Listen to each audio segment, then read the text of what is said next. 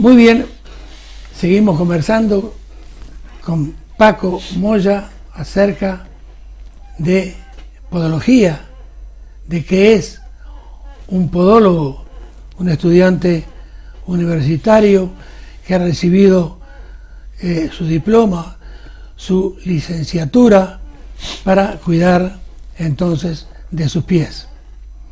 Vamos a comenzar esta segunda parte preguntándole entonces en qué consiste, cómo se hace un estudio de la pisada. Bueno, un estudio de la pisada conlleva una serie de herramientas y de tecnología, ¿no?, que disponemos en la consulta, como puede ser, y ya he comentado anteriormente, una plataforma baropodométrica. Incluso disponemos también de cámaras en 3D que podemos ponerle al paciente para ver sus diferentes movimientos. También se realizan estudios de los ángulos en la pisada y en una exploración, al fin y al cabo, una exploración completa del pie, tanto en camilla como en dinámica como en estática.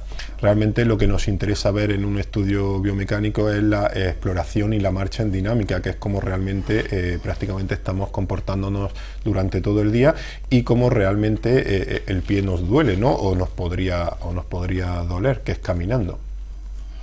Ahora bien, tengo un problema, por ejemplo, de que constantemente alguna uña se me clava, me produce un dolor intenso.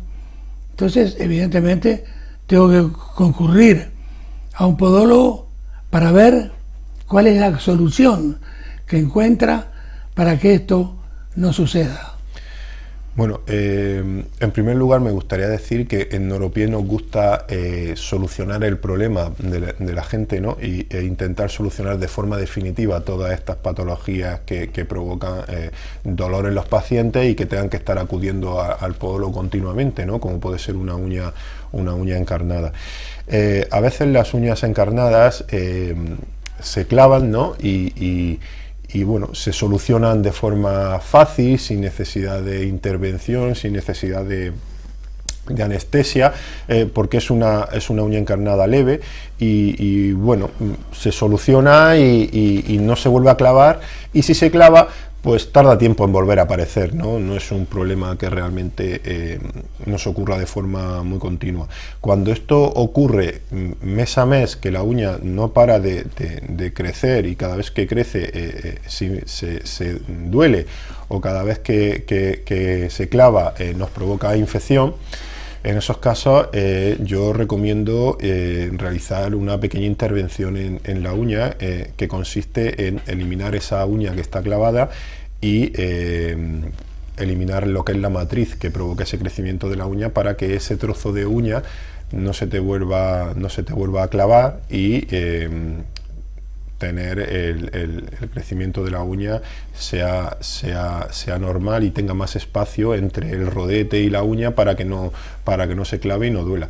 Eso lo hacemos en nuestras consultas y además con bastante frecuencia. Yo aquí en mi consulta prácticamente realizo de 3 a 4, incluso 5 tipos de intervenciones que se realizan con anestesia local y que son muy agradecidas, porque solucionamos el problema de forma definitiva y evitamos al paciente con infecciones frecuentes que son un problema, y dolor cada mes y visitas prolongadas al podólogo sin que eso se solucione, ¿no? Y entonces eso tiene solución y se puede realizar y es muy sencilla. Ahora bien, Charles Chaplin, todo el mundo sabe quién fue, caminaba con los pies hacia afuera. Quizá fuera para que nosotros sonriéramos al ver sus movimientos. Pero Paco, yo tenía un compañero en el Club Nacional de Montevideo, Cococho Álvarez, 1.95, gran defensa, un central de los mejores que hubo en Uruguay, pero que tenía una característica increíble: corría con los pies hacia adentro. Eso era motivo de mofa en el vestuario todos los días.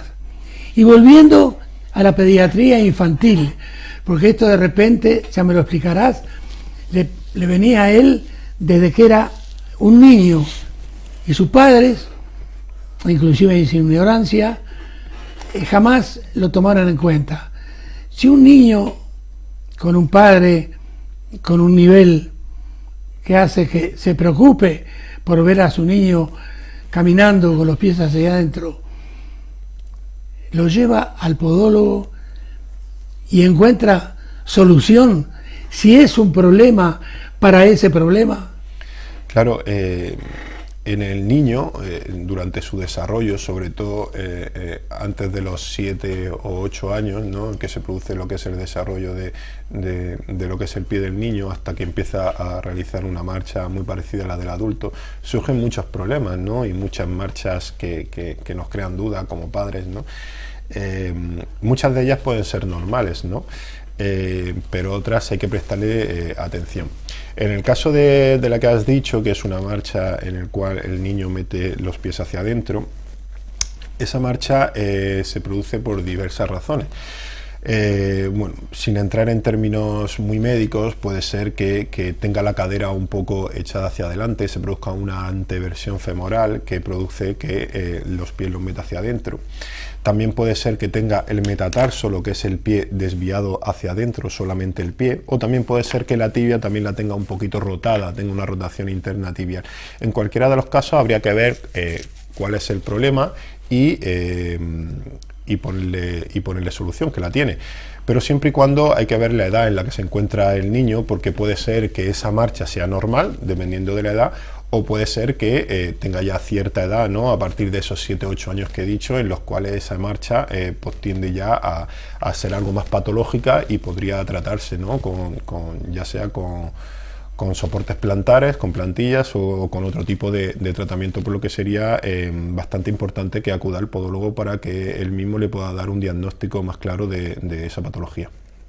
Ahora, muchísimas veces todos hemos sentido decir, fulano o mengano, por ejemplo, tiene pies planos. Entonces quisiera que nos explicaras qué son los pies planos, cómo se diagnostican y si tienen tratamiento. Claro, un pie plano es un pie que realmente lo que tiene es el arco interno del pie, lo tiene aplanado, no ha formado un arco interno del pie. El pie plano es muy común en nuestra sociedad y lo importante es que no provoque dolor, porque si ya provoca dolor, pues se le debería de tratar. Es de especial importancia el pie plano que adquiere el niño, ¿no?, el adolescente o el niño chico, ¿no? En este caso, en los niños más pequeños, es curioso cómo vienen muchos padres a consulta preguntando que su hijo tiene el pie plano. Hay que remarcar que el pie plano entra dentro de la normalidad en un niño hasta los 7 o 8 años. A partir de los 7 o 8 años el niño, ese pie plano empieza a adquirir su arco plantar y a tener una marcha muy parecida a la del adulto. Antes de esa edad el pie plano es totalmente normal, es decir, yo tengo padres que vienen con sus niños que indican que tiene 4 años y tiene el pie plano. Es que es normal que tenga el pie plano con 4 años, al igual que es normal que lo tenga con 5, ¿no? En esos casos el pie no se suele tratar, ya que con los años cambiará y ese pie pues formará su arco, ¿no? Hay que prestarle atención, ¿no? Hay que hacerle un seguimiento por si eso no ocurriera, pero lo normal es que cambie. Solamente habría que tratarse en el caso de que ese niño tenga dolor o tenga un exceso de dolor, ¿no? Entonces en ese caso se puede tratar. Es curioso cómo hace tiempo recuerdo la visita a mi compañero Javier en Moratalla y mía de una abuela que traía a su nieta con 6 meses porque tenía el pie plano. Es decir, con 6 meses tienes el pie plano, naces con el pie plano. Todos los niños tienen mucha grasa plantar, tienen mucha grasa en el pie y lo tienen totalmente aplanado. Es más, antes de empezar la marcha, que se inicia en torno al año de edad, tienes el pie plano siempre, es decir, que es algo totalmente normal. Entonces, como resumen, el pie plano suele ser habitual en los niños, es habitual y es normal. deben de consultar al podólogo en el caso de que esa normalidad se salga con dolor o con un exceso de grasa plantar con mucho dolor, o marcha patológica que se cae y se golpean las rodillas o se caen. En ese caso tendrían que visitar al podólogo, o cuando sobrepasen lo que lo he dicho, la edad de 6-7 años y sigan manteniendo ese pie plano y le provoca pues eso, una preocupación excesiva en los padres o un dolor que no termina de cesar. En este caso yo recomiendo la visita al podólogo. La ignorancia con respecto a más de medio siglo atrás, más de 50 años, bastantes más. Yo estaba como hincha e inclusive como directivo, era vocal de un equipo al que quiero muchísimo, un equipo de baloncesto de mi barrio, el barrio La Blanqueada, en Montevideo, Uruguay. Allí está el Club Social La Rañaga, todavía existe. Y allí uno de nuestros mejores jugadores, Cacho Vilar, nosotros veíamos en los vestuarios que tenía las uñas engrosadas, las tenía muy duras, y así entre uno y otro dedo de los pies tenía una especie, digo yo, lo llamábamos entonces, de hongos. Pensábamos que aquellos eran hongos y no habían podólogos como los hay ahora. Y no te imaginás lo que nosotros, digamos, nosotros mismos sufríamos al ver aquellos pies, que era horrible, pero verdaderamente horrible verlos como talco se ponía. Era increíble. ¿Serían hongos? ¿Y cómo se trataría eso hoy? Bueno, las uñas engrosadas es algo muy común dentro de los pacientes que nos visitan a consulta.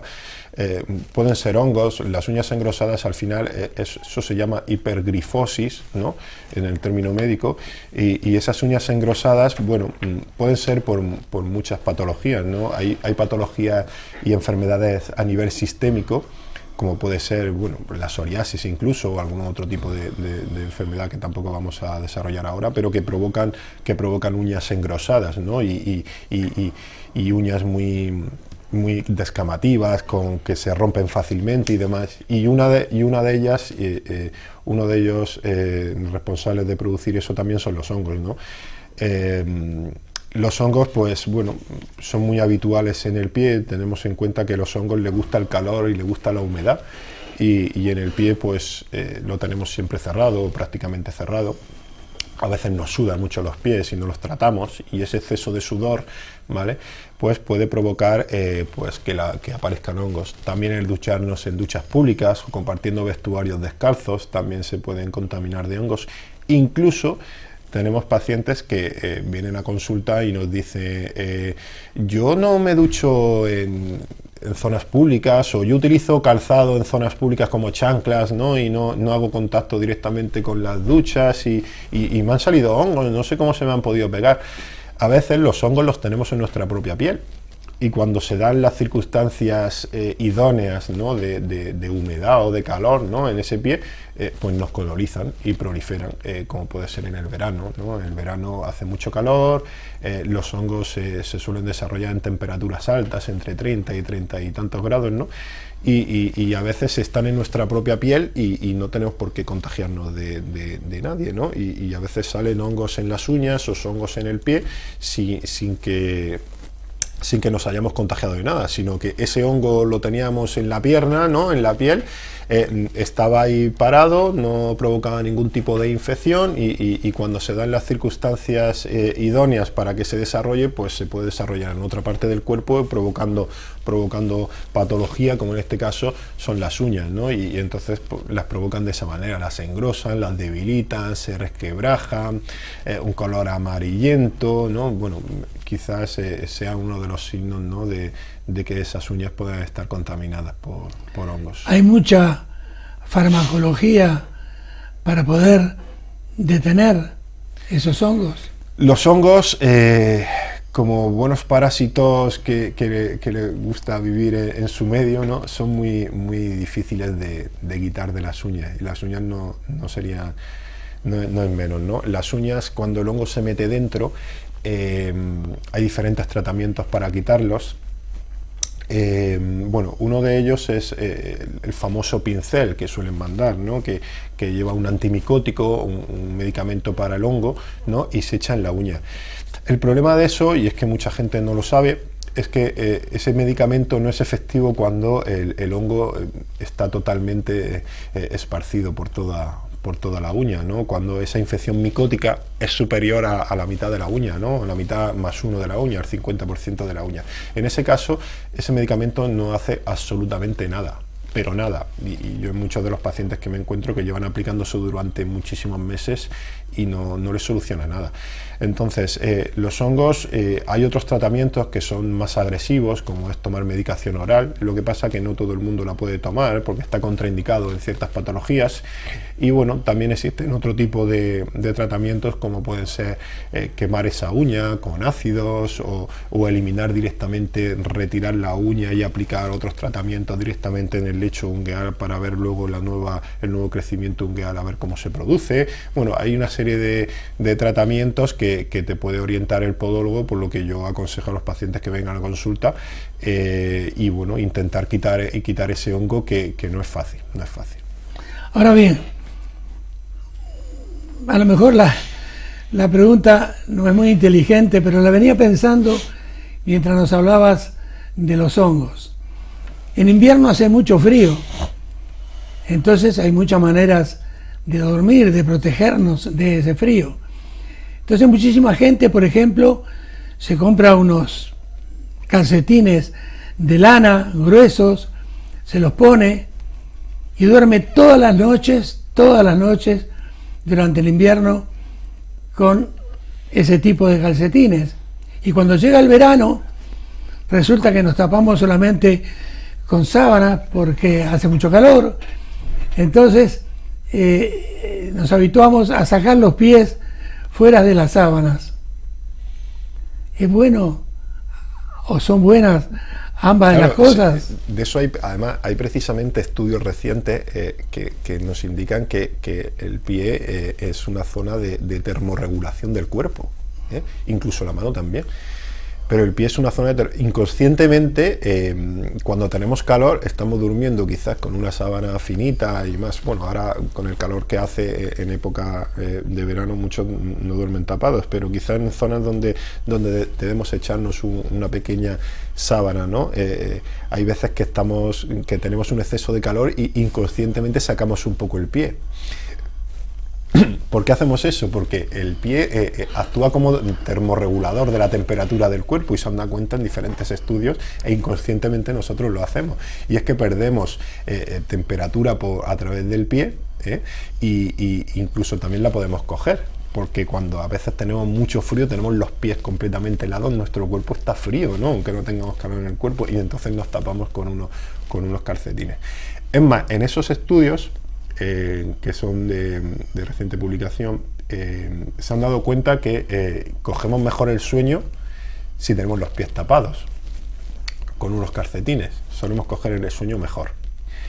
Así que pues nada, lo que lleva a la conclusión es que en los pies tenemos una termorregulación natural de la temperatura, y por eso nosotros mismos, que nuestro cuerpo es sabio, ¿no? Inconscientemente y adormilados sacamos el pie para intentar adecuar esa temperatura ambiental a la de nuestro cuerpo, sí. Ahora, Paco, tenemos dos opciones: o andamos calzados o andamos descalzos. Lamentablemente, todos sabemos que en el continente negro, en el continente africano, los niños no tienen para comprarse zapatos, ni siquiera chanclas, por ejemplo. Entonces, es muy malo el andar siempre descalzo. Bueno, depende. Yo recomiendo andar descalzo siempre y cuando el pie esté protegido. ¿Dónde? Pues en nuestra casa andar descalzo siempre está muy bien, ¿no? Porque ayuda al pie a desarrollarse, incluso a mejorar lo que es la musculatura intrínseca del pie. Es importante también en los niños que por ejemplo, el hueso del talón crece gracias a los impactos que recibe del suelo, ¿no? Y cuanto más lo haga de forma natural, pues mejor, ¿no?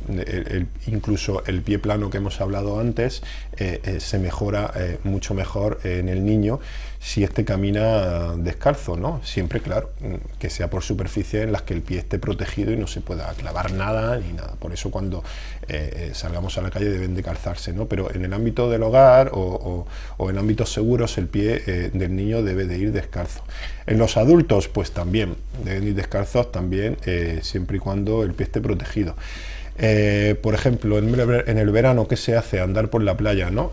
La playa pues es un lugar que se suele andar descalzo, ¿no? Por la arena, y bueno, pues no está mal andar descalzo por la playa, mejora la circulación sanguínea, nos ayuda a tener una marcha más natural, ¿no? Pero también tenemos que tener en cuenta que esos paseos, si se hacen más largos, si son excesivamente largos, pueden provocar otra serie de patologías, porque la arena de la playa tiene una capacidad de amortiguación más alta que el suelo, y bueno, se pueden desarrollar ciertas patologías como la fascitis, problemas en la planta del pie, en la musculatura intrínseca, incluso en los gemelos, ¿no? Se pueden dar dolores por el tema de la fisiología que tiene el pie en andar continuamente por zonas con baches, como en la arena, o esa amortiguación que te provoca la arena hace que la estructura del pie se vea alterada.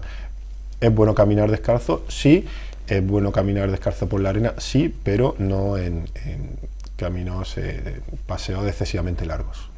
Ahora, por lo general, las chicas, sobre todo, llegan a la playa y se pasan 15, 20 minutos, media hora, por todo el cuerpo, pasándose cremas de protección solar.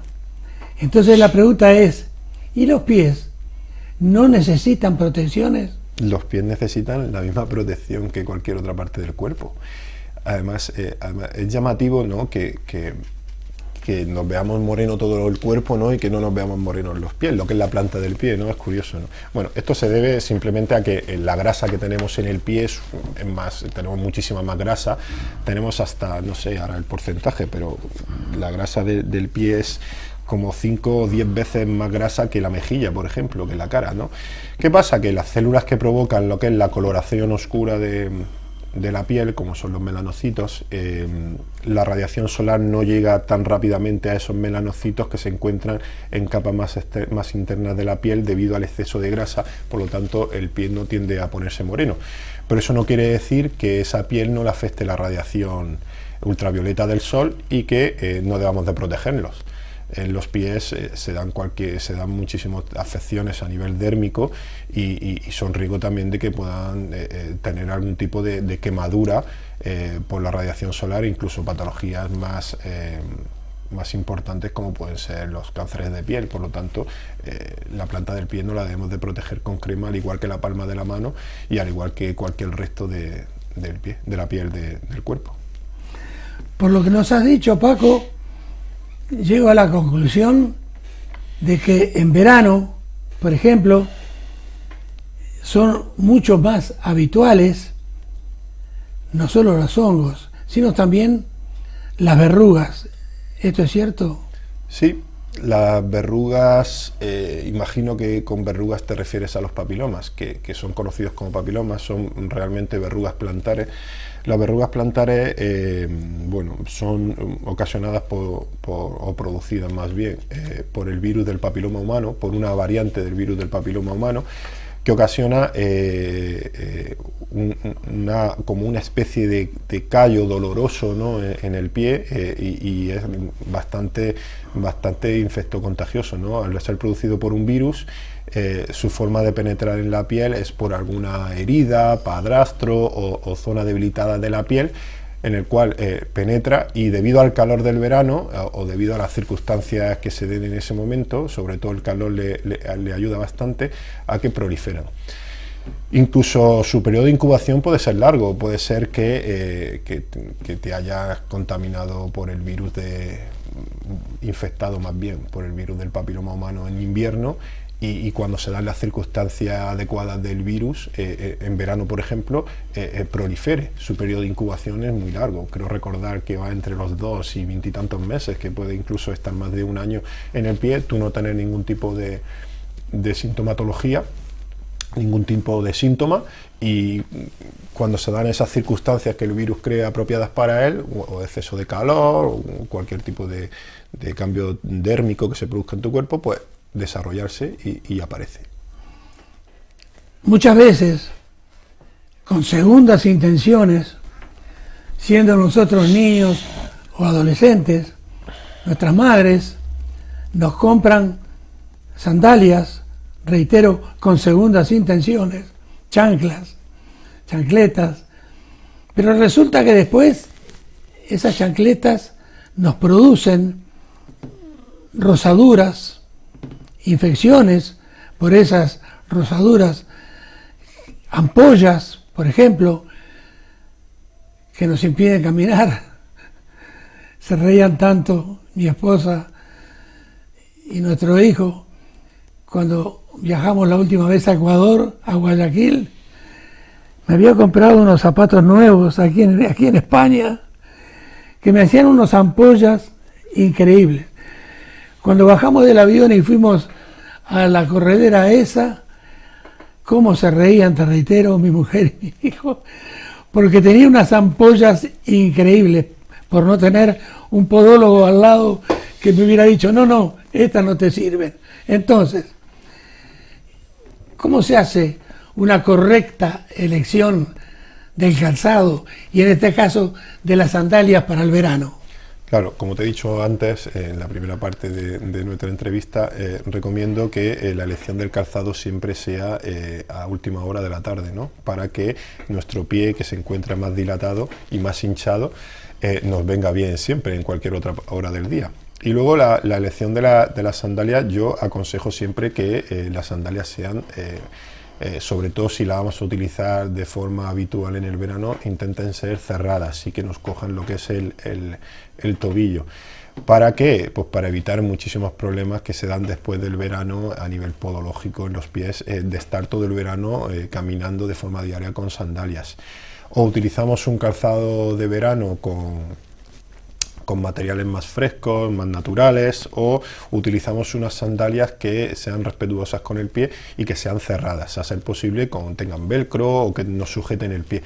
El hecho de llevar sandalias que no te sujetan el pie, aparte de que puedan producir rozaduras o ampollas, nos van a producir después del verano, después del mes de julio, agosto, sobre todo en septiembre, octubre, es muy habitual en nuestra consulta, pacientes que vienen con fascitis plantar, pacientes que vienen con problemas de gemelos, pacientes que vienen que le duelen los dedos. ¿Por qué? Porque la sandalia, cuando va suelta o va sin atar, provoca pues eso, que los dedos se tienen que agarrar al suelo, porque si no el pie se saldría de la sandalia. Es una cosa lógica. Si no va sujeta por detrás, cada vez que andamos y despegamos el pie del suelo, si los dedos no hicieran un mecanismo de garra, el pie se saldría de la sandalia. Por lo tanto, ese pie que hace mecanismo de garra en cada paso tiende a formar dedos en garra, tiende a desarrollar juanetes, tiende a desarrollar afecciones y patologías que es muy fácil de prevenir llevando una sandalia o un calzado adecuado. Paco, en nuestro país es común sentir que alguien diga, eso es más difícil que recular en chancletas. Como recién dijiste, el pie se sale constantemente.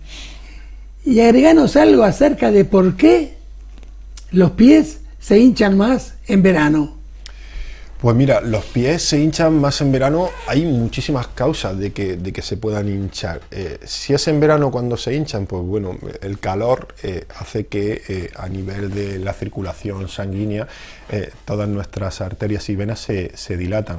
La pared de la arteria, esa elasticidad hace que la sangre retorne hacia el corazón de forma más lenta y el pie tiende a hincharse, aunque hay muchísimas causas de que el pie se pueda hinchar, pues no sé, como por ejemplo llevar calcetines muy apretados, que hay mucha gente que cree que no los lleva apretados, pero sí los lleva, y luego cuando se los retiras se ve el ceño aquí en el tobillo, ¿no?, que te marca el calcetín.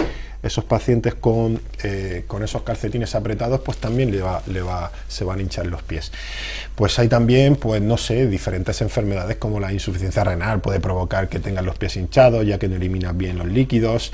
Embarazadas, las mujeres embarazadas, por unas hormonas que se segregan durante el embarazo, como es la relaxina, hace que esa sangre no retorne bien, ¿no?, que esa sangre no vuelva a su sitio y provoque mayor hinchazón de los pies.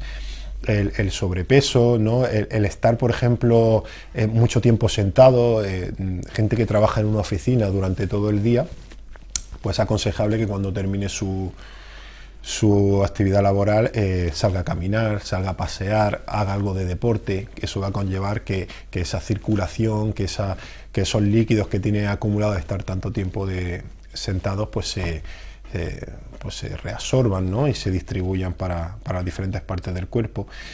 Bueno, pues hay una serie de patologías también que las pueden producir esos pies hinchados, pero bueno, si es en el verano, la causa principal es el calor y la vasodilatación que producen. Por eso en el verano pues las varices, aparecen más varices y demás, porque esa circulación está más estancada y es más visible a la vista, ¿no?, de que hay ahí un problema vascular, ¿no?, y bueno, se produce ese hinchazón. Es recomendable en verano pues hacer deporte, caminar, hidratarte los pies, ponerlos incluso en frío, ¿no?, que produce vasoconstricción, el efecto contrario, que nos ayuda a mejorar el retorno venoso, y sobre todo a llevar una dieta equilibrada, ¿no?, y comer de forma sana, y beber agua, ¿no?, que todo eso va a hacer que nuestros pies estén menos hinchados.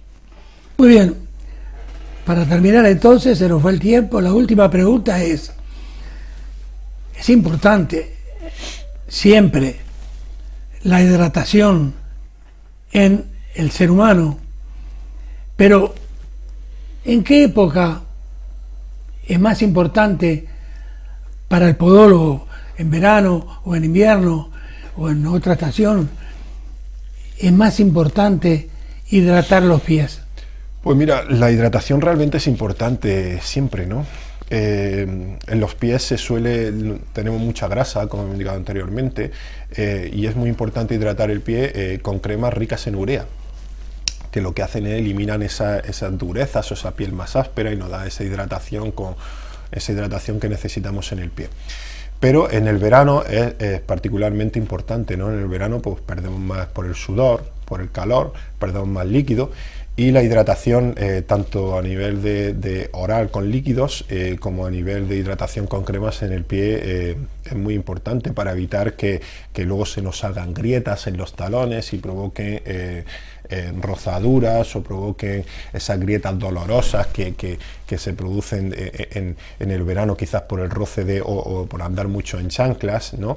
Ese tipo de grietas no es más ni menos que una falta de hidratación, sobre todo en el pie, y que debemos de tratar para evitar que eso vaya a más, que se nos puedan producir úlceras o esas grietas vayan a más y necesitamos otro tipo de tratamiento. Muy bien. Paco, ¿cuántos años de estudio universitario tienen ustedes para licenciarse en podología? La licenciatura o el grado de podología actualmente son 4 años. 4 años es lo que tenemos. Entonces, no solo te agradezco que ya hayas venido por tercera vez a nuestro programa, sino que dentro de poco invitaré a Paco a que venga a conversar con nosotros, porque evidentemente esa cantidad de años de estudio no se pueden traer a simplemente un par de horas o 3 horas de conversación. Por eso te pedimos hoy que dentro de poco hagas tiempo para venir a conversar con nosotros. ¿Puede ser? Estoy totalmente agradecido, Milton, por tu invitación y estoy a tu disposición Muy bien. cuando lo necesites. Muchas gracias. Y a ustedes decirles entonces que es muy, pero muy importante ese refrán que dice: no se olviden nunca de esto, que el que mal anda, mal acaba. Hasta la semana que viene.